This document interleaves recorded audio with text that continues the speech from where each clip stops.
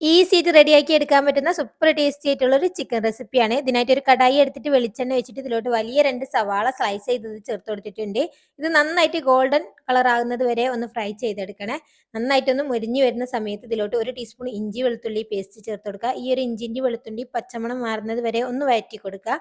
Law ഫ്ലെയിമിലോട്ട് മാറ്റിയതിന് ശേഷം masala powders ആയിട്ട് ഇതാ 1 ടീസ്പൂൺ മഞ്ഞൾപ്പൊടിയും 2 ടേബിൾ സ്പൂൺ അളവിൽ മല്ലിപ്പൊടിയും ചേർത്ത് കൊടുക്കുക. ഇനി 2 ടേബിൾ സ്പൂൺ അളവിൽ കുരുമുളക് ചതച്ചതാണ് കേട്ടോ. കുരുമുളകിന്റെ പൊടിയല്ല, ചതച്ചെടുത്തിട്ടുള്ള കുരുമുളക്. അതുപോലെ തന്നെ ചതച്ചെടുത്തിട്ട് 1.5 ടേബിൾ സ്പൂൺ അളവിൽ പെരിഞ്ജീരകം കേട്ടോ, വലിയ ജീരകവും ചേർത്തിട്ട് നന്നായിട്ടൊന്ന് റോസ്റ്റ് ചെയ്തെടുക്കുക. ഇതിലോട്ട് 1 ടീസ്പൂൺ കാശ്മീരി ചില്ലി പൗഡർ കൂടി ചേർത്തിട്ടൊന്ന് റോസ്റ്റ് ചെയ്യണം. ഇതിന്റെ പച്ച സ്മെല്ലൊന്ന് മാറുന്ന സമയത്ത് നമുക്ക് ഇതിലോട്ട് 1 ടേബിൾ സ്പൂൺ അളവിൽ വിനാഗിരിയാണ് കേട്ടോ, നമ്മുടെ സുർക്കയാണ് ഒഴിച്ചു കൊടുത്തിട്ടുള്ളത്. ഇനി നന്നായിട്ടൊന്ന് വഴറ്റി കൊടുത്തിട്ട് കുറച്ചധികം കറിവേപ്പില ചേർത്ത് കൊടുക്കുക. എന്നിട്ട് ഇതാ ഇതിലോട്ട് ചിക്കൻ ചേർത്ത് കൊടുക്കുകയാണ്. 1 കിലോ ചിക്കൻ ചേർത്ത് കൊടുത്തിട്ടുണ്ട്. ആവശ്യത്തിനുള്ള ഉപ്പും നല്ല കട്ടിയിലുള്ള തേങ്ങയുടെ ഒന്നാം പാലും